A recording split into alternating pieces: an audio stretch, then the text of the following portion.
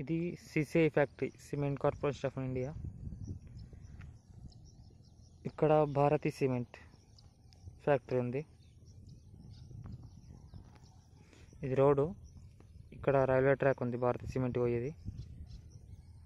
అక్కడ cement factory road ఉంటుంది అక్కడ. ఇది జీవన్గి రోడ్డు. ఇది పానాది. ఇది చేనుకి పానాది. చేను జూమ్ చేస్తే అది కంది చేను కనబడుతుందా, అదే బిట్టు. ఆ చెట్టును చూసిండ్రా, అది బిట్టు. ఇది పానాది.